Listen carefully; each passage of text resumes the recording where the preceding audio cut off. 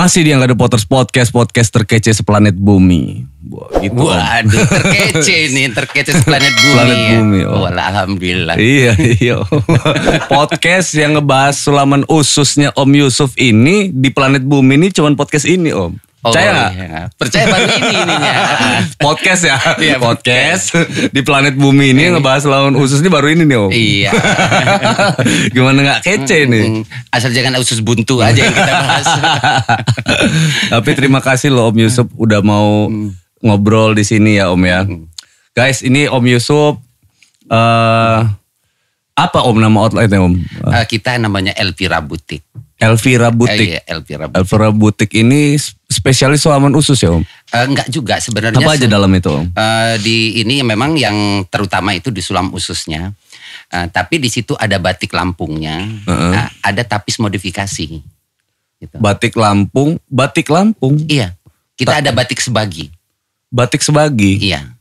Itu kayak mana, Om? Batik sebagi itu dia sifatnya yang simetris motif-motifnya. Motif simetris. Dan itu pernah dibukukan sama Ibu Wirdati Ali. Nah, itu ada. Oh, ada bukunya itu ya, Om? Ada. Pernah di Dinas Pariwisata itu mungkin nyimpan ya bukunya itu. Itu yang untuk batiknya. Untuk batik itu. Terus tapis apa tadi? Tapis modifikasi. Nah, itu kayak gimana lagi? Saya sebut modifikasi ini karena saya membuat tapis yang tidak ada di pasar.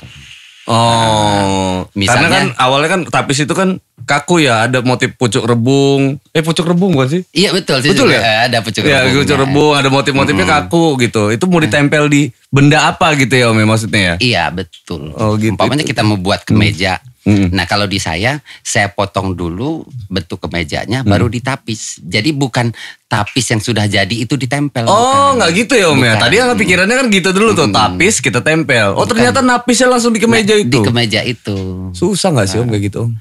Memang perlu adaptasi dengan pengrajinnya. Itu.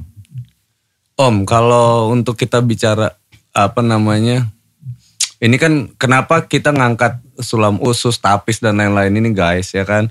Karena ini budaya loh, budaya kita ya, Om ya. Ya ini kearifan lokal yang harus kita kembangkan dan harus kita lestarikan. Nah, iya, harus dijaga juga nih, Om. Betul. Ya kan? Jadi itulah yang bikin Angga happy itu dengan adanya podcast ini. Jadi ikut ngejagain aja ini, Om, ngejagain kelestarian ini gitu kan. Mudah-mudahan apa namanya laku dan berkembang gitu.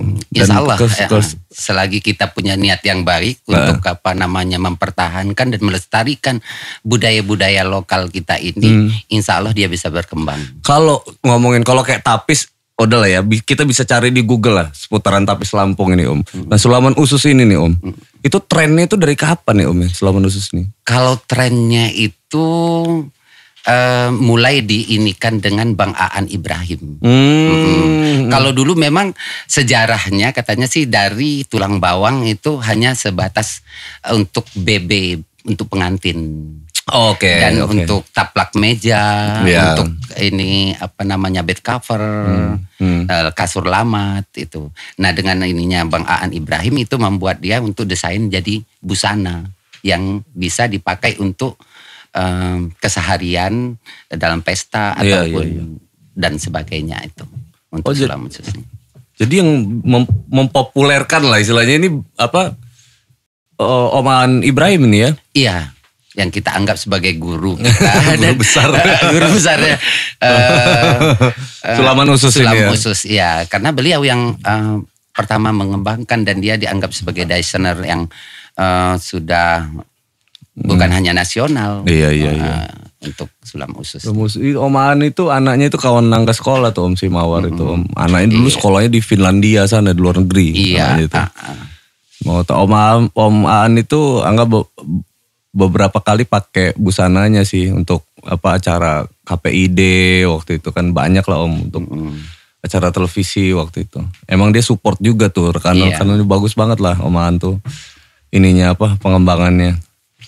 Terus yang di apa namanya taunya di sana ya, Om ya, dulu pernah kerjasama dong berarti sama Om. Saya pernah bergabung dengan Bang Aan. Itu tahun 97 itu. 97 belum lahir dia. 97 98 97 itu saya bergabung dengan Bang Aan. Saya waktu itu memang tidak di bagian sulam ususnya. Saya dipegang koperasinya Bang Aan. Pegang koperasi. Koperasinya. Tapi tahu lah ya jadinya akhirnya karena pegang koperasi itulah jadi tahu benda-benda itu ya. Kita suka sering duduk bareng ngobrol gitu, melihat Bang Aan itu menggambar, membuat dia desain. Ya. Dan keseharian di butiknya kan tamu-tamu banyak terus ininya. Iya betul. Itu. Nah terus untuk mutusin untuk Om Yusuf sendiri untuk mandiri? Itu ketika saya keluar dari Bang Aan itu, saya ketemu dengan ada rekanan itu yang bisa memproduksi sulam usus, tetapi dia nggak bisa menjual. Oke. Itu awalnya. Dia bisa bikin aja ya, dia seneng aja bikin gitu ya. Iya dan ininya. Tetapi saya waktu itu memang sudah berjalan saya sebagai tim pemasaran dari Batik Suntaro waktu itu. Jadi gitu. Sama-sama berjalan di situ. Batik Suntaro ini apa sih? Sebenarnya kalau Batik Suntaro itu dia ada 3 nama ininya. Saya lupa juga singkatannya itu. Tapi dia memproduksi batik-batik Lampung, batik Sebagi. Oh, gitu. Ini maaf ya Om, Angga tanya-tanya ini bukan karena ini nih Om, karena emang nggak tahu ini Om, makanya belajar juga ini. Jadi ilmunya itu bukan keserap ke sini juga. Buat yang nonton, buat yang dengerin podcast ini jadinya jadi tahu juga nih gara-gara. Nah di situ juga kan awalnya kita punya semangat untuk sulam usus itu bisa kita membangkitkan semangat. Saya pribadi itu ketika di batik itu kan memang kita di rumahnya Bu Talen, Pak Talen gitu. Nah karena Bu Talen ini pengen mengembangkan sulam usus ini, dia panggil saya untuk kita membuat produk sulam usus itu dengan ukuran beliau. Kita mau pameran waktu itu. Itu awalnya. Jadi why Om? Kenapa dari sekian banyak jenis-jenis itu, kenapa pilihan Om itu sulam usus gitu? Fokusnya ke situ. Kenapa pilihannya itu Om? Karena saya merasa ini perlu. Perlu ini dipertahankan. Karena takut kita nanti kerajinan ini hilang. Apalagi ditambah dengan anak-anak muda kita sedikit-sedikit tamat SMA dia keluar ke Pulau Jawa. Oh iya, sayang juga ya Om ya. Nah itu kita melestarikan, kita mengajak dengan lingkungan kita yang pertama. Nah ibu-ibunya, baik anak-anak gadisnya gitu, untuk kita latih dan untuk memproduksi sulam usus ini. Gitu ya Om ya. Kalau emang ada pelatihannya gitu Om, pelatihan sulam usus? Pertama kita secara mandiri, untuk kita mengrekrut, berlatih di lingkungan kita, dan seterusnya itu ada dari dinas-dinas juga, dinas koperasi, dinas perindustrian perdagangan itu bisa membantu kita untuk pelatihan. Bisa diagendakan itu juga ya sama kerjasamanya sama itu ya. Iya. Oh jadi gitu ya Om. Gini Om, kalau kayak sulam usus ini kan tren, berarti artinya tren baru ya Om ya, tren baru ya kalau dari dari fashion, dunia fashionnya statusnya tren baru dong ya. Sebenarnya bukan baru ya ininya, karena memang sudah lama Bang Aan itu mengenalkan produk ini ke nasional.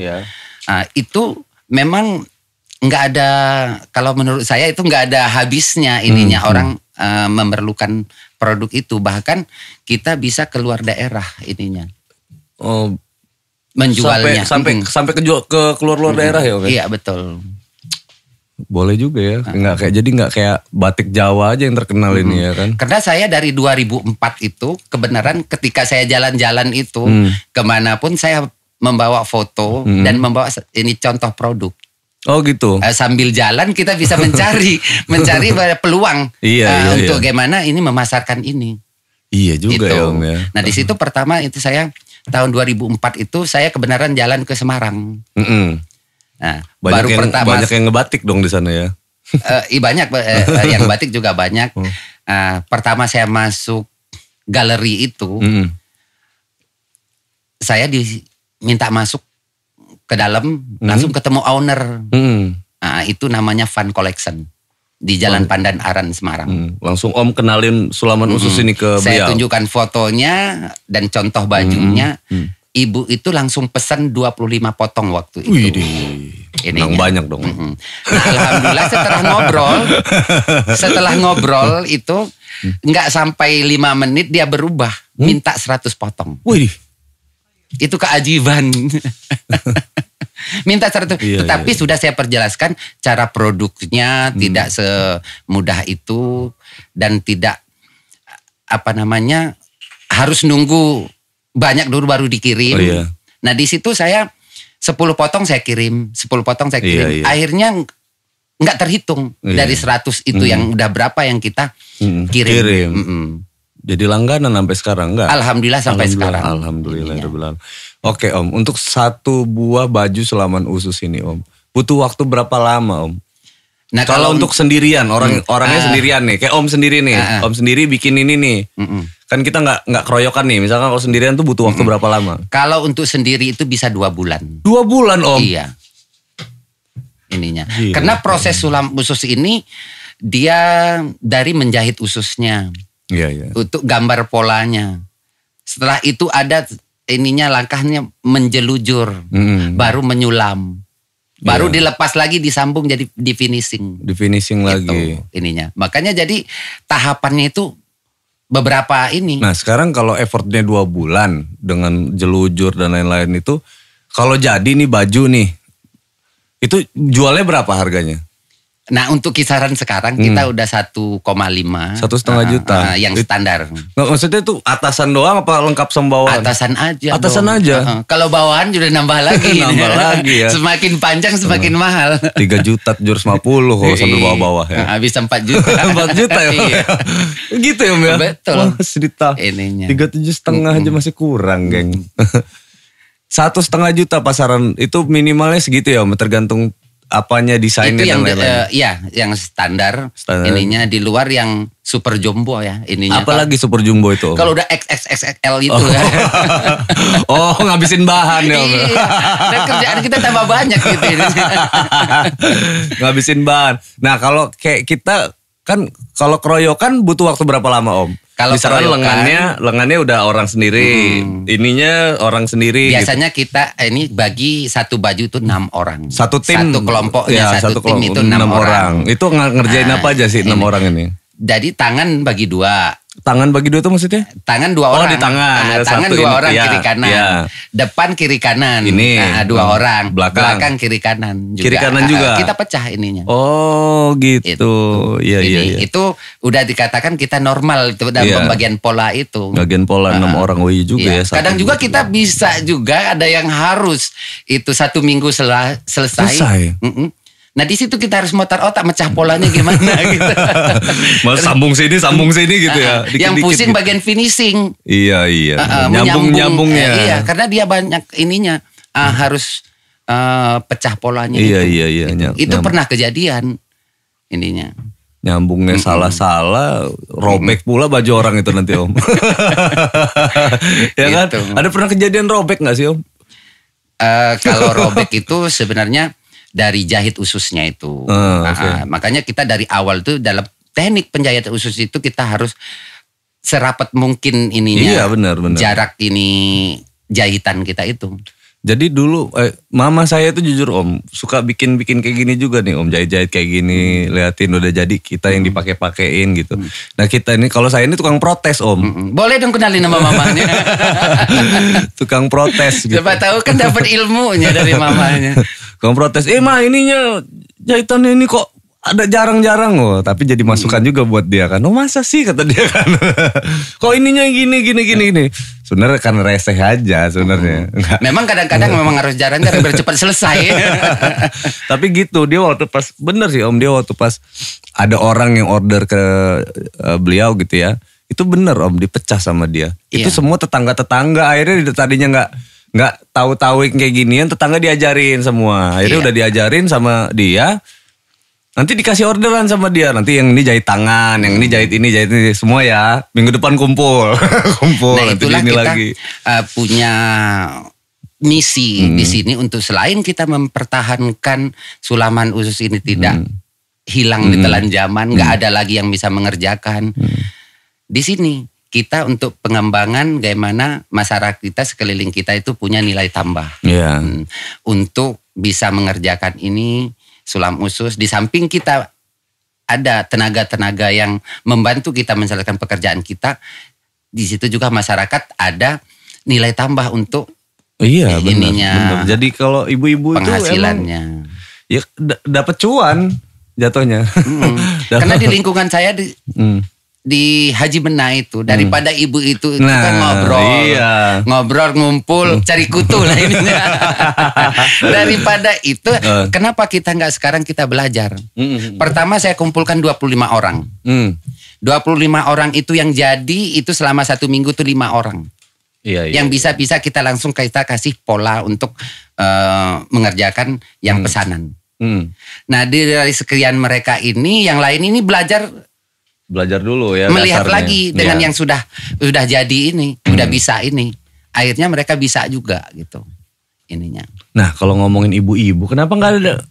Nah itu loh Om, saya tuh jarang nemuin anak gadis ya kan. Kenapa harus ibunya gitu? Kenapa nggak anak gadisnya yang bikin kayak gini gitu? Nah di situ kita harus memberikan masukan kepada anak-anak muda kita, anak-anak gadis kita, biar ada pekerjaan lain selain main HP. Ini sekarang ini WA itu udah menyita waktu. Kenapa kalau mereka bisa mengerjakan itu? Karena di tempat kita itu bukan hanya anak-anak gadis, yang masih sekolah pun, yang masih SMA. Nah ketika mereka pulang sekolah, kita kasih kerjaan yang kira-kira itu tidak diburu, gitu ininya. Kalau yang memang ini udah pesanan yang udah ini nggak bisa karena bisa selesai 1 bulan, itu bisa selesai 1 minggu paling cepat gitu ininya. Sementara kita minta satu pola itu bisa kelar 3 hari atau 4 hari gitu. Nah, momen apa Om yang mutusin Om untuk momentum yang terjadi sama Om Yusuf yang mutusin Om ini harus dilestarikan ini harus bisnis gua ini gitu kan. Ini yang harus gua lestariin, ya kan? Gua mau berbisnis ini. Itu momen apa yang Om lalui? Ini sebenarnya ketika kita sudah diajak-ajak sama apa karena udah diajak-ajak kejebur, udah kadung kejebak jangan-jangan. Bukan itu. Kita menikmati dari ajakan itu. Gitu. Karena di sini kita menikmati ketika kita diajak pameran keluar daerah. Kita sudah berwisata di situ, kita cari duit di situ. Nah, di situ nikmatnya di situ. Kita terus momen kayak gimana Om?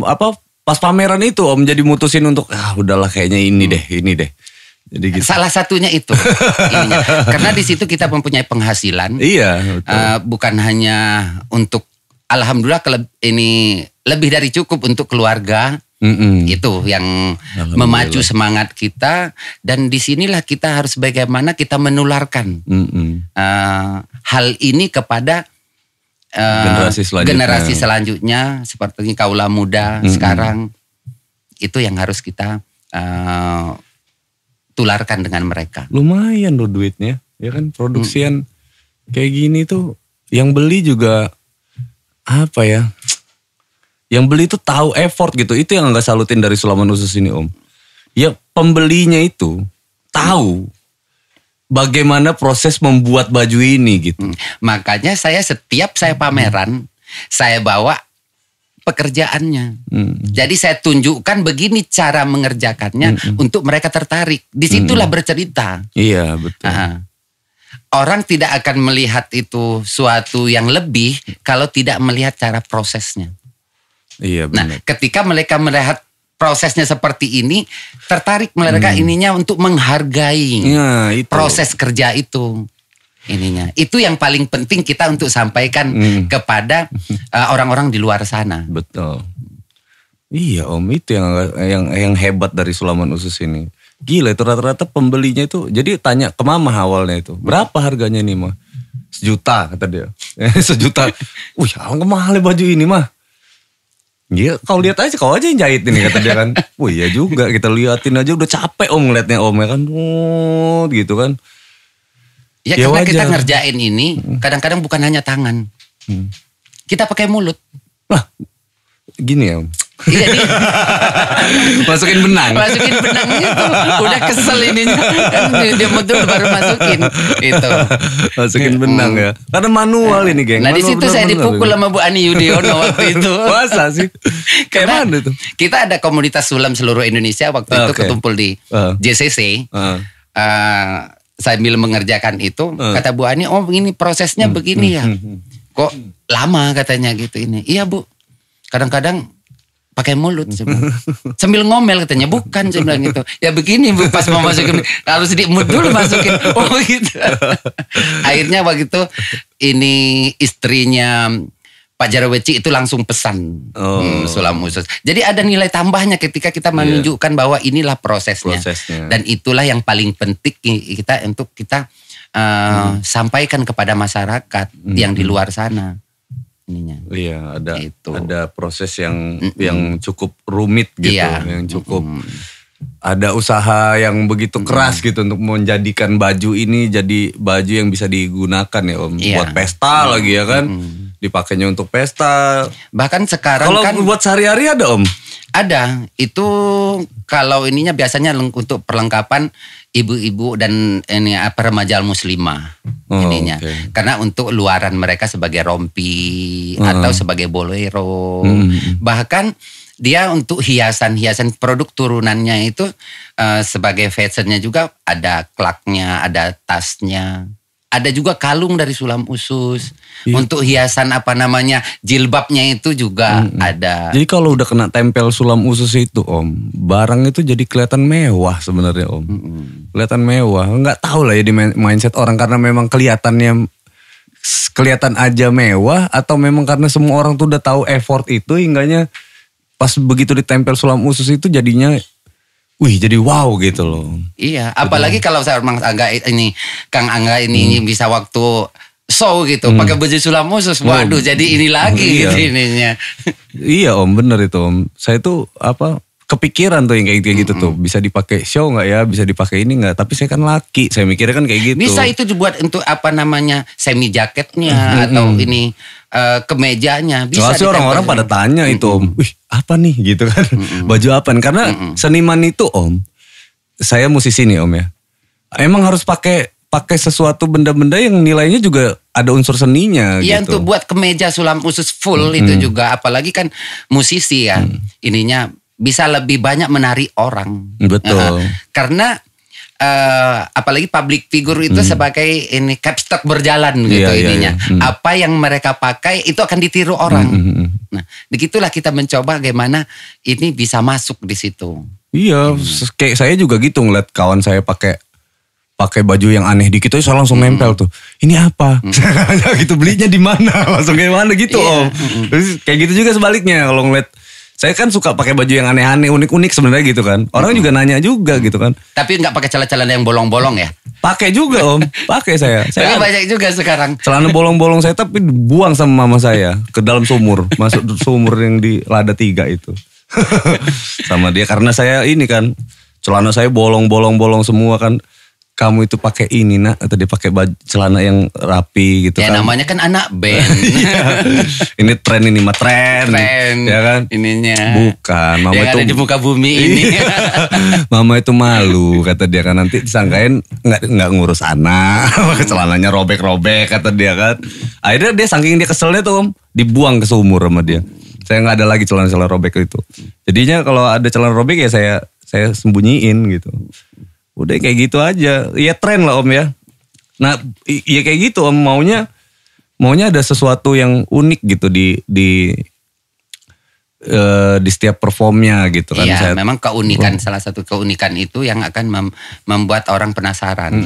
Ininya. Sedikit pun apa yang kita tempelkan di busana itu dia akan menarik perhatian. Betul. Di situ. Makanya saya tuh identiknya suka aja pakai benda-benda unik. Nah Om, sekarang kita masuk ke zona ini nih, pajang-pajangan ini dari tadi nih Om. Penasaran juga, gatal juga nih polanya ya Om ya. Ini pola sulam usus. Ini bagian apa nih Om? Bagian sini. Ini kanan ya? Ini pola bagian belakang ini. Nah ini tuh. Itu pola bagian kiri. Kiri Om. Kiri karena dia terbalik nantinya. Oh gini. Ya, ini ya. Ini. Nah ya. Oke. Nah ini gimana nih Om? Nah setelah dijelujur ini, baru ini jelujur. Ini jelujur. Setelah dijelujur ini baru disulam. Sulam itu yang pakai mulut tadi. Iya. Ketika kesel masukin benangnya, pakai mulut dulu ininya. Nah ini, nah disulam setelah selesai baru dilepas lagi di dedel. Oh di dedel, baru di satu-satuin. Baru setelah semua selesai baru di finishing disambung. Disambung sama pola yang lain. Pola tadi. yang lain. Gitu. Ini dalam bentuk normal kita pecah 6 pola satu bajunya. Jadi belakang 2, depan 2, tangan 2 gitu. Kenapa namanya sulam usus guys? Karena dia bentuknya kayak usus. Jadi gitu, dia bahan, coba Om jelasin lu Om. Kita beli bahan, habis itu dibuletin gitu kan ya. Enggak, jadi itu? Kita bahan itu kita akan potong serong, menyerong 45 derajat. Gini. Kita 45 derajat kita jahit. Jahit kecil-kecil dia menyerupai usus nantinya. Ya bener kan, berarti jadi kita jahit itu juga terbalik. Karena yang di luar yang di dalam itu yang akan jadi di luar nanti dibalik lagi gitu lagi ya. Seperti balik usus ayam ininya. Gitu. Bagian mengkilatnya justru kita jahitnya di bagian yang gelapnya, nanti yang mengkilatnya baru kita balik, kita tarik lagi gitu ya. Yang mengkilatnya tuh di dalam waktu kita jahit. Baru kita potong kecil gitu. Baru kita balik. Ini bahannya kainnya pakai kain apa Om? Nah ini yang untuk yang biasa kita pakai ini kan satin sutra. Satin sutra. Yang ini. Tapi dalam perkembangan saat ini kita banyak juga proses dari bahan ceruti, ada dari bahan tenun, dari bahan batik gitu. Kalau anak band tuh pakai katun Om, katun combat. Kalau bahan-bahan kayak gini? Kalau bahan kaos agak kesusahan kita ininya, katun combat itu ininya. Kalau katun biasa masih masuk dalam ini, bisa diproses. Ini. Tapi unik juga ya kalau sulam usus dibentuk apa namanya kayak baju-baju band gitu kayak GNR, Metallica gitu, disulam Metallica gitu ya kali ya. Waduh, mantep juga tuh. Tulis tapi itu The Potters gitu. Itu The Potters gitu. Tulisan The Potters itu bisa kita buat dari sulam usus. Bisa gitu. Ya Om ya? Iya, atau Coffee Time ini kita bisa ini. Buat dari sulam usus. Diganti dong gitu. Ininya. Bisaan ya Om ini. Jadi promo dia gak hilang-hilang sepanjang masa jadinya. Iya. Atau di kemeja itu kita buat gambar gitarnya. Oh gitu ya Om. Motif sulam ususnya buat ini seperti gitar gitu ininya. Nah, bisa tambah keren Potters-nya ini. Iya, nanti ordernya ke Om Yusuf. Laris Om Yusuf. Pinteran ya Om Yus. Ini kan kita promosi gitu, apa yang bisa kita ambil. Sambil menyelam minum air ya Om ya. Iya betul. Nah, ngomong kita minum dong sekarang. Ambil ngomongin minum jadi aus. Boleh Om, silakan Om. Anget nggak itu? Iya dong. Ini kan anget-anget ini. Diaduk Om, diaduk. Nah ini buat kalian yang mau ngopi. Ini yang bisa, mau ngopi, bisa kopinya dengan gula aren ini, gula aren asli. Datang saja ke Galeri 24. RA ya. RA, kita datang sini, kita ngopi di sini, santai di sini. Kopi-kopi di sini, bisa take away juga, ya kan? Promosi galeri hari ini ya. Nih kalau kita minum, seruputan bunyinya Om. Mantap banget. Mantap. Kalau anak TikTok gitu. Iya, sedikit mantap. Kan itu yang melepaskan dahaga kita itu. Bakar dulu rokoknya Om. Jadi kalau iya dong rokok ngopi itu udah enak. Udah satu pasangan. Ininya. Karena saya kadang-kadang rokok itu habis di asbak. Taruh iya. Ketika asik saya membuat desain sama, itu. Sama. Udah habis. Akhirnya habis sebungkus. Yang diisep cuman betul ininya cuman 5 batang gitu. Sama jadi kayak cuman butuh temen aja sih sebenarnya. Saya juga gitu Om kalau lagi ngedit kerjaan audio atau kerjaan podcast gitu ya, depan komputer itu bakar rokok, taruh di asbak, udahnya kerja tuh. Jadi tiba-tiba pas mau ngerokok lagi udah habis kadang-kadang udah jatuh. Iya ininya. Udah jatuh. Saya juga kadang-kadang suka ini Om, suka apa ya, nggak sadar kalau itu rokoknya udah jatuh gitu. Saya pikir nggak ada, udah bakar lagi. Nggak taunya pas besok bersih tuh, ini ada rokok yang jatuh kemarin tuh. Ya itu kadang-kadang itu yang jadi menuai protes, terutama anak itu. ini ayah ngerokoknya sampai segini. Betul. Padahal yang dirokok cuma sedikit gitu idenya. Tapi emang banyak juga sih. Beli terus ngabisin duit gitu ya kan. Oke, ini pola yang ini Om. Nah ini apa nih Om? Ini kain apa? Kalau itu kita itu batik sebagi. Oh ini batik sebagi itu ini. Iya. Oh iya. Itu salah satu motif yang pernah dibukukan Bu Wirdati itu motif kaca piring. Kaca piring. Iya. Oh ini karena ada piring-piring ini. Nah itu. Terus ini diinin bener atau gimana? Kita proses pembatikannya batik cap ini. Oh ini dicap. Dicap. Kainnya pakai kain apa ini Om? Katun Prismissima itu. Katun Primissima ya. Oh. Ini ya apa? Batik sebagi itu ini. Iya. Kalau yang di tenun langsung ada ini benar batik tulis kebenaran tulis. Kita ini di Lampung juga udah banyak kita ini pengrajin batik tulisnya udah banyak juga yang gila itu ini. Tulis itu paling mahal tapi dibeli orang itu Om. Nah ini kebenaran yang ini batik apa? Ini sebenarnya batik sebagi juga, tetapi udah pengembangan saya sendiri. Saya buat miniatur dari ikan tuhuk gitu ininya. Apa? Ikan tuhuk itu kan apa ya ininya? Kalau itu orang pesisir barat itu bilang ikan tuhuk orang Krui itu ininya. Jadi kalau kita blue marlin gitu ininya. Itu. Blue jadi marlin. Dia Ikan besar dong itu. Iya itu. Jadi saya tuangkan di motif batik. Berarti ini bahan dasar yang belum jadi kemeja atau jadi kaos belum. Ini bahan dasarnya ini. Oh gitu. Ini mahal gak sih Om bahan ini? Saya kira untuk seorang artis itu murah sekali. Murah ya? Nggak maksudnya dia jualan 1 meteran gitu dia? Satu potong itu 2,25 meter. Oh 1 potong 2,25 meter. Di tempat Om jualan bahan juga? Bahan juga ya. Oh nggak cuman barang jadi kan ini jual Om? Dan kita juga terima juga untuk jahitan. Oh terima orang boleh beli bahan, orang boleh jahit juga di situ, ukur di situ, iya. Langsung dijadiin gitu. Datang dong ke tempat kita. Boleh Om, nanti kita kunjungan. Nanti Angga ngevlog, bikin video vlog di tempat Om ya. Kita lihat-lihat bajunya, ya kan. Nah ini untuk kalau sepotong kayak gini jualnya berapa harga jualnya Om? Itu 250.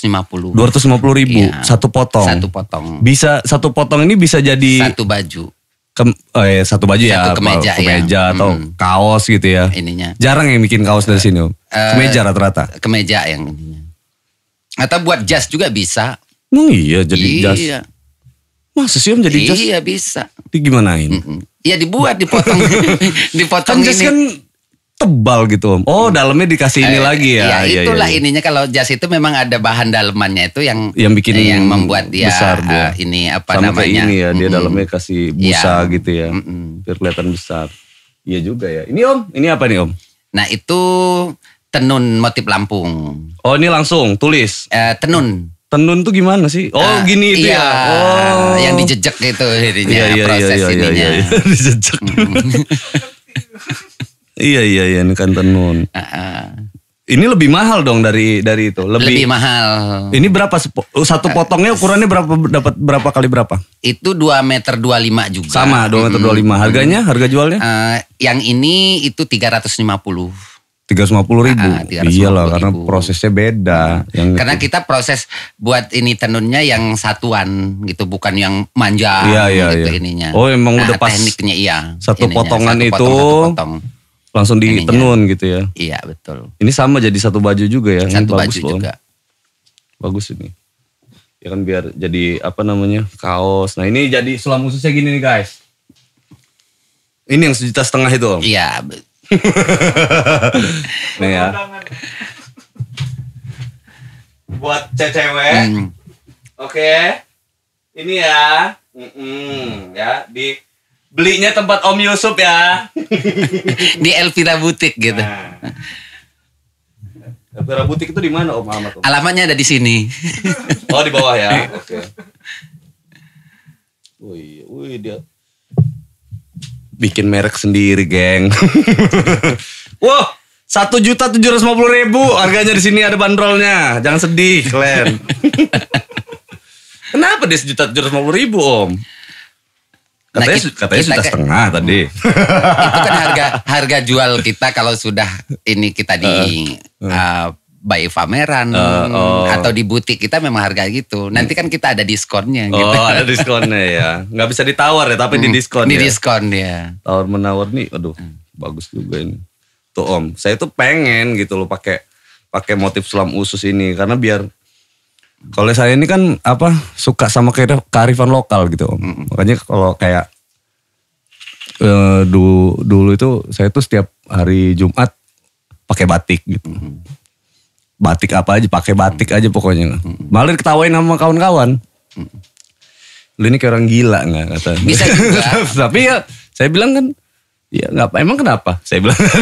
Untuk kita coba juga bisa baju yang sudah jadi, yang polos, kemeja, kita bisa tempel dengan sulam usus. Kita desain. Ini udah pernah kita ini kan di Bogor itu di Citrus di Bogor. Itu Pak Budi Salim dia minta kemeja dia ditempel dengan sulam usus. Iya, jadi bisa jualannya merambah ke cowok-cowok tuh. Oh. Iya. Bagus jadinya. Wih, gila ya, gokil ya. Nah, ini apa nih? Nih. Nah, ini ditempel nih, ada manik-maniknya nih, guys. Ini apa namanya? Tas tangan atau klak itu. Ininya. Gini ya Om. Gini gak makanya Om? Bisa begitu. Ininya. Agak gini tapi ya. Agak ngelambai sedikit. Pakai cincin tebal-tebal itu kan. Gini cincin semua di sini. Emas, berlian. Gimana? Bagus gak? Cincinnya Tesi itu masuk semua di situ. Batu akik itu. Batu akik. Ini ada manik-manik nih geng. Dia tas tangan. Ini gimana sih Om kalau bisa kita bawa juga. Oh gini. Oh ditenteng gini aja. Ininya. Oh saya ini nggak pernah pakai. Bisa kita. Saya ransel kemana-mana Om. Kita beginikan. Kita bawa begini. Iya. Oh gini. Oh gini ya. Gini ya tetap ya. Biar agak sedikit Cang. Mau kemana Cang? Ini bagus nih. Jadi tempel, jadi tas tangan. Oh berarti dia gini Om ya. Beli tas tangan yang model begini. Hitam gitu ya. Terus Om bikin pola sendiri, dipasin gitu. Baru tempel gitu. Kita buat sendiri juga. Jadi khusus kita buat tas tangannya itu kita buat sendiri, bukan beli yang sudah jadi. Yeah. Jadi kita harus punya ciri gitu ininya dengan produk kita. Nah ini nih, ini beda ini. Yang ciri-ciri produk khasnya Elvira ini yang mana Om? Ini seperti ini kan saya tidak memakai tembung manuk. Ini di sini saya memakai rendang. Dia akan lebih tipis, lebih menyatu di bahan tasnya gitu. Biar pegang tuh nggak geradak-geradakan gitu ya Om ya. Nggak maksudnya nggak tebel, nggak ini di tangan tuh kayaknya. Kayak suara gerobak gitu. Iya. Ini kayak apa sih ya? Kayak ada yang nyangkut gitu. Iya. Tidak tebal gitu kalau. Iya, jadi rata sama sulaman ususnya gitu ya Om. Nah, ini ada lagi nih. Nah, ini tapisnya ini. Ini tapis. Ini motif apa nih Om? Nah ini motif tajuk ayun. Tajuk ayun. Nah sering disebut orang dengan pucuk rebung. Pucuk rebung itu. Saya dulu SMP tuh belajar napis Om. Ada kerajinan tangan tapis. Kan bisa dikembangkan dong kalau udah pernah belajar. Iya tapi saya udah lupa Om. Itu terpaksa saya belajar Om. Kalau enggak nilai saya jelek. Nilai saya jelek, pulang saya dipukul nanti sama mama saya. Nah disinilah kita, salah satu peran kita mengubah dari keterpaksaan itu menjadi suatu kebiasaan. Bagaimana kita mengembangkan produk sulam usus ini menjadi suatu kebiasaan di dalam warga-warga di sekeliling kita. Jadi gini geng, kalau tapis ini uniknya gini, ini kan gak cuma sekedar bentuk kayak begini doang nih, tapi di dalam jahitannya itu dia bisa ngebentuk pola lagi ya Om ya. Pola benangnya sendiri kan, dibentuk betul. Pola benang lagi gitu. Gak sembarangan ini. Iya. Ini jualnya berapa nih Om kalau ini? Itu 800. Ini 800.000. Karena dia kombinasi dengan kulit asli. Louis Vuitton. Bersaing dengan Louis Vuitton. Hermes. Ini gemes kalau ini. Ini? Kalau yang ini berapa nih? Itu 450. Yang satunya? Yang itu 250. 2,5. Yang ngebedain, nentuin harganya kenapa bisa beda-beda itu apa sih Om? Dari banyak ininya pekerjaan kita, besar kecilnya itu. Ininya semakin besar kan semakin lama mengerjakannya. Satu, sama yang kedua bahan kali. Bahannya juga berpengaruh. Bahannya kalau udah produksinya tinggi. Ditambah ada payetnya juga. Gitu. Payetnya manik-manik itu ya, payet itu ya. Iya. Oh iya tuh. Payet tuh manik-manik ya. Manik-manik tuh payet. Nah, itu dia tuh. Ya itulah kesulitan-kesulitan di dalam sulaman usus ini ya. Wah, gila banyak juga ya Om ya di Elvira itu ya. Dia jual bahan, jual terima jahit juga di sana. Iya, betul. Terus Om kadang kan kalau ada acara daerah gitu, kadang suka kayak Om Aan Ibrahim gitu gak sih, wardrobe-nya Om pakein promosi kayak gitu kan? Bisa juga kita. Kadang suka gitu juga. Kadang kita juga kan banyak ngisi pameran-pameran dari daerah kita ke daerah lain gitu ininya. Terutama dari Dinas Koperasi, Penerusan Perdagangan, bahkan dari Dinas Pariwisata juga kita beberapa kali kita juga ini ikut. Untuk anak-anak muda Om, ini kan saya ini ada kekhawatiran nih Om, anak-anak muda itu kan kalau kayak gini nih image-nya itu kayak usahanya orang tua gitu loh. Iya kan? Iya. Biasanya kayak gitu Om. Itu mah orang tua aja itu mah yang jahit-jahit kayak gitu, ini image-nya masih kayak gitu tapi Om, padahal duitnya gede ini loh. Ya, makanya sekarang kita bagaimana membangun anak-anak muda itu mau. Contoh sekarang kan banyak dari sekolah-sekolah itu PKL ke tempat kita untuk belajar sulam usus. Nah di situ juga kita bisa menularkan dengan mereka. Setelah mereka PKL mereka bisa juga menerima pekerjaan dari kita gitu. Oh gitu ya. Atau mereka bikin sendiri. Mereka buka sendiri juga bisa. Iya, karena punya pasarnya masing-masing ya Om ya. Siapa tahu kan cuman dia punya pasar tetangganya gitu kan, atau teman-teman sekolahnya juga mungkin mau gitu bikin. Bahkan kalau kita mau lebih semuanya itu di awal dari yang kecil. Dari tetangga kita, saudara kita, baru merambah ke yang lain. Biasanya gitu Om. Biasanya seperti itu.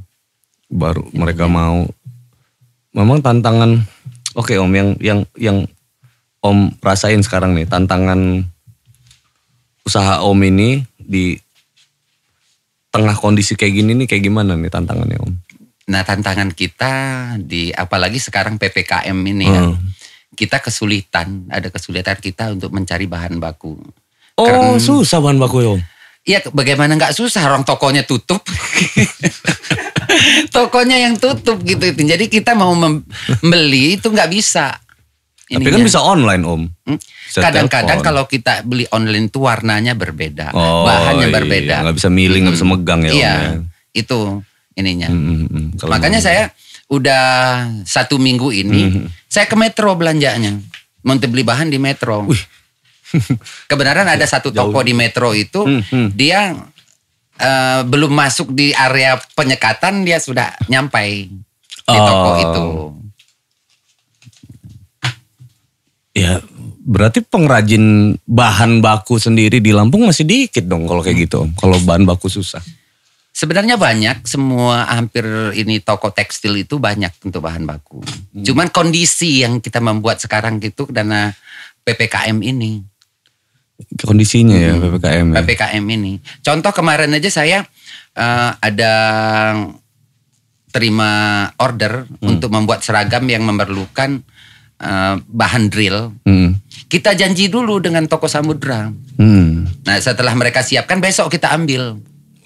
Nah itu kita ini dulu request dulu karena mereka nggak bisa buka luas seperti itu. Jadi nyampe di situ mereka udah siapkan, kita bayar, barang ini langsung pergi. Jadi nggak lama. Iya benar. Di situ. Kira kalau kelamaan malah ngumpul-ngumpul gitu dibubarin satgas nanti. Dan yang pihak toko juga didenda. Itu yang ininya. Gitu ya. Nanti ada saya satpol. Itu lagi viral tuh Om. Tahu nggak Om cerita itu? Ya namanya ya susah juga ya bahan baku ya. Kalau ngomongin bahan baku ini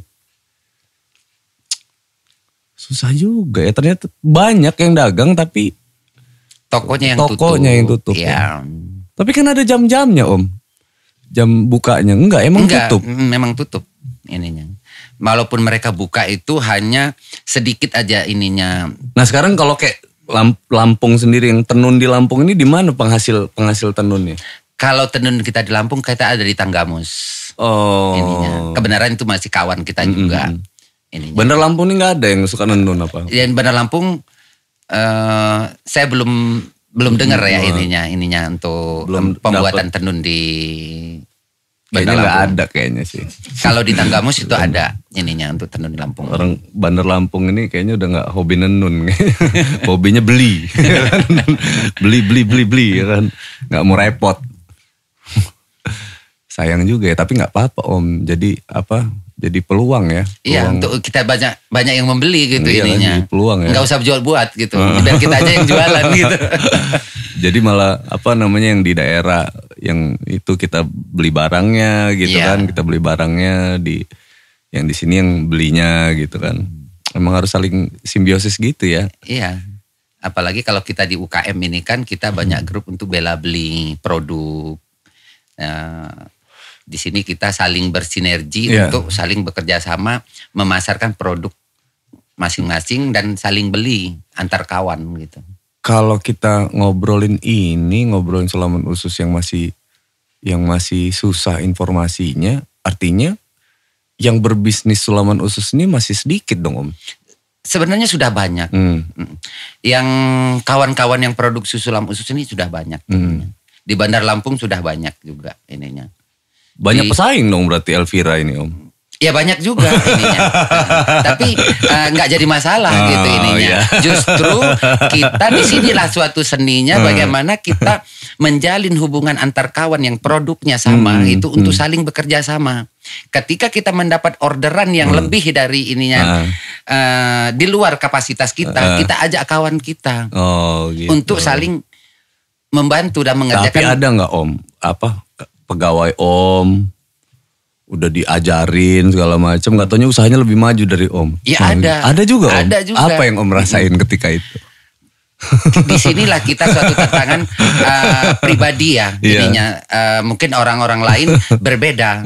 Tetapi kalau saya secara pribadi itulah suatu yang kita harus bersyukur. Iya.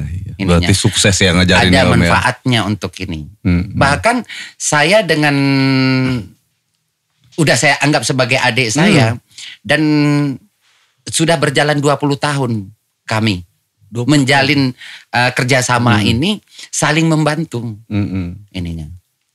Usahanya itu untuk Sulaman Usus ini. Padahal dulu Om yang ngajarin gitu ya.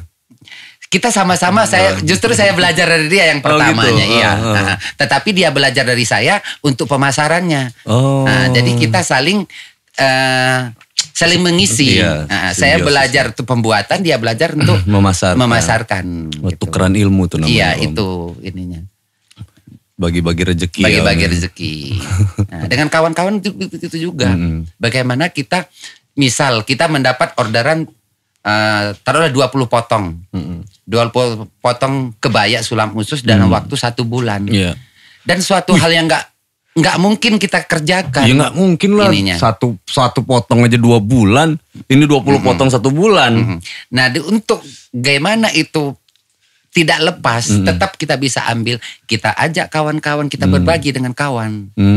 Ini yang selama ini saya lakukan dengan kawan-kawan. Artinya berarti peluang bisnisnya masih terbuka lebar untuk ini. Masih ininya.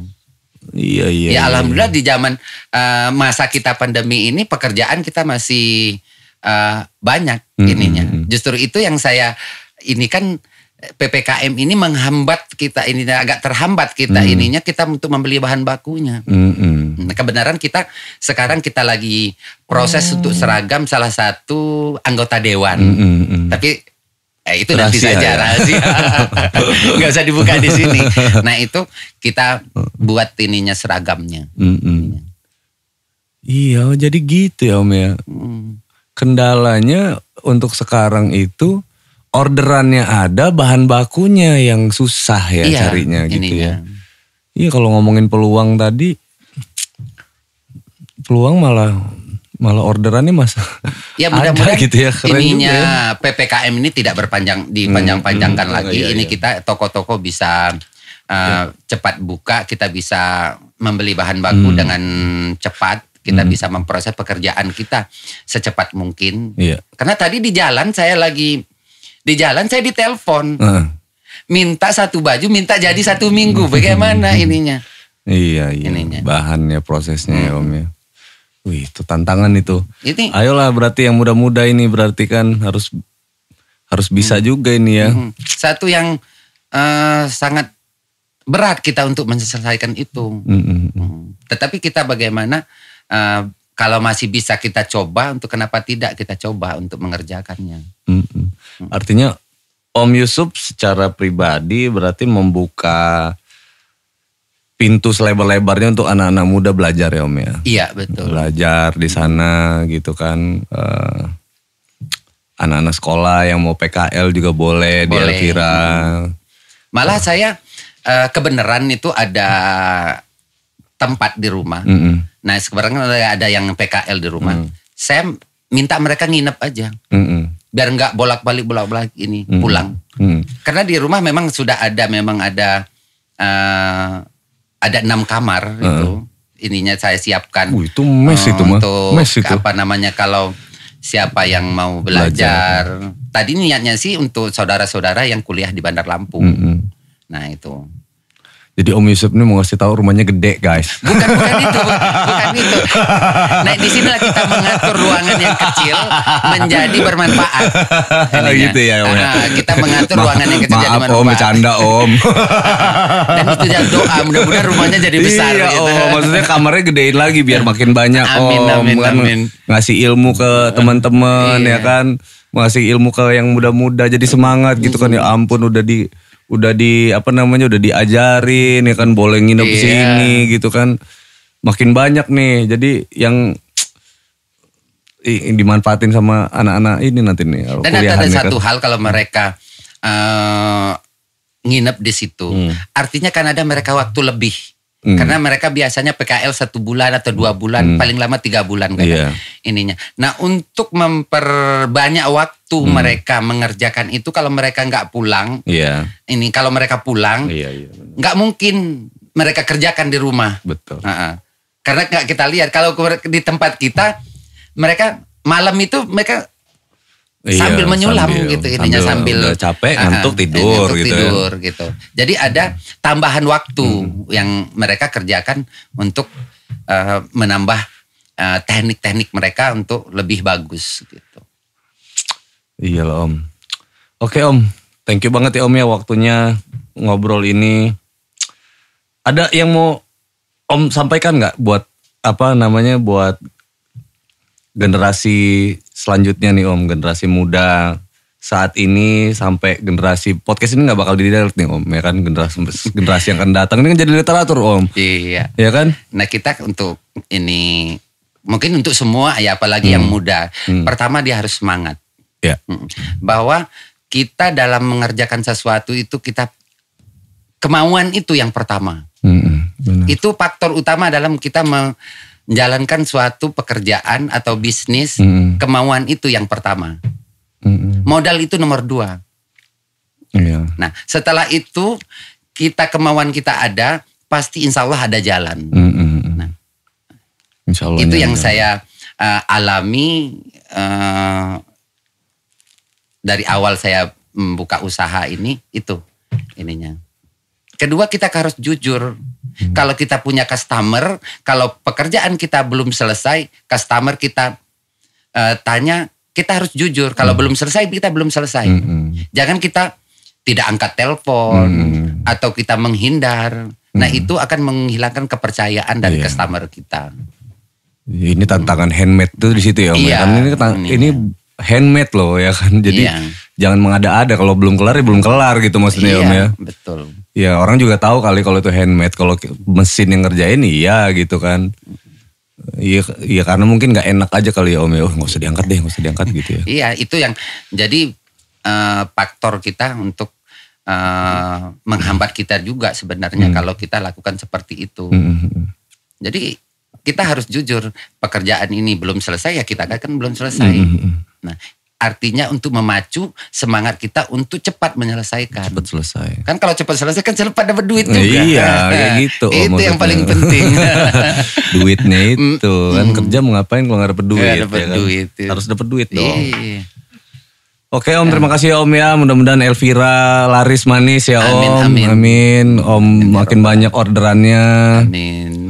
Teman-teman yang lihat di sini, sultan-sultan yang nonton podcast ini ya kan, ibu-ibu pejabat boleh datang ke Elvira Butik, Jalan Cibiai nomor 34 Haji Menak, Lampung Selatan. Lampung Selatan. Boleh bunderan ya Om ya. Bunderan. Cuman bibirnya Lampung Selatan. Iya, ujungnya selamat datang di Bandar Lampung itu Om. Iya. Terima kasih banyak Om Yusuf.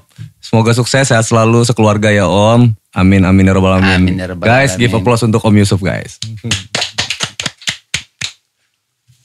Aduh, alhamdulillah. Santai kan Om, nggak ini kan, nggak ada yang tegang kan? Nggak ada yang tegang kan? Saya nggak bahas selingkuh-selingkuhan itu. Lupa kali nyoba. Enggak. Padahal ada seninya kalau itu dibahas. Masa sih Om? Nanti Om. Karena banyak gini,